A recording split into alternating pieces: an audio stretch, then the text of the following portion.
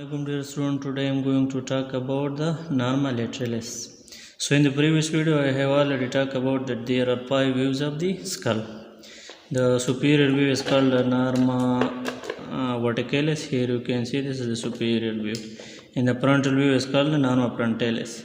In the posterior view of the skull is called the Norma occipitalis. This is the posterior view. The inferior view of the skull is called the Norma basalis. In the lateral view of the skull is called the Norma lateralis. So today I am going to discuss about the bone that are contributing to the formation of the Norma lateralis. So here you can see the bones that you can see from the lateral, they are contributing in the formation of Norma lateralis. So here you can see the frontal bone. From the lateral you can see the parietal bone, the temporal bones, in the greater wing of the supinoid. Here you can see, and the occipital bone, a part of the occipital bone can also be seen from the lateral, and the zygomatic bone. Here you can see the zygomatic bone, and here in the Norma frontalis you can also see the nasal bone from the lateral, and lacrimal bone. And here you can see the mandible from the lateral. This bone is also contributing in the formation of the Norma lateralis. So I am going to discuss about separate bone. So this is the parietal bone and this is the frontal bone. And the parietal and frontal bone are communicated with each other through a suture. Here you can see the suture is called the coronal suture. And here you can see this is the temporal bone and this is the parietal bone, and these two bones are communicated with each other through a suture is called Parietosquamous suture. Here you can see this is called Parietosquamous suture. In the greater wing of the supinoid, in the temporal bone are communicated with each other through a suture is called a spinosquamous suture. Here you can see this suture is called a spinosquamous suture. And there is a meeting point between the frontal bone, the parietal bone, and the greater wing of the supinoid and the temporal bone.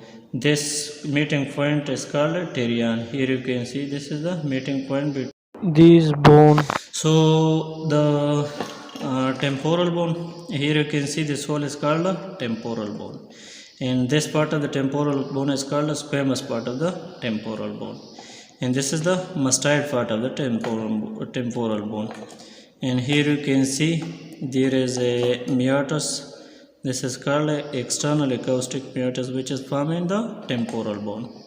And here you can see this is called a zygomatic arch, and this is called the zygomatic process of the temporal bone, and this process is called the temporal process of the zygomatic bone. And here you can see there is a process of the frontal bone which can be seen from the lateral. This is called the zygomatic process of the frontal bone, and here you can see this process is called the frontal process of the zygomatic bone.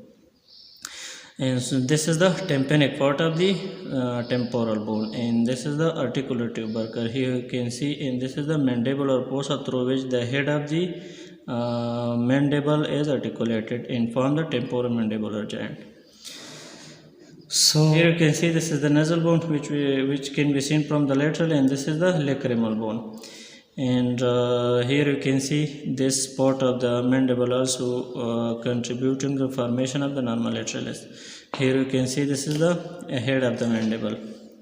This is the ramus of the mandible, and this is the body of the mandible. And the ramus of the mandible further divided into two processes.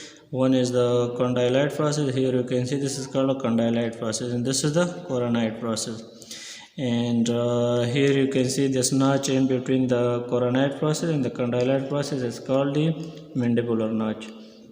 And this is the head of the ramus of the mandible.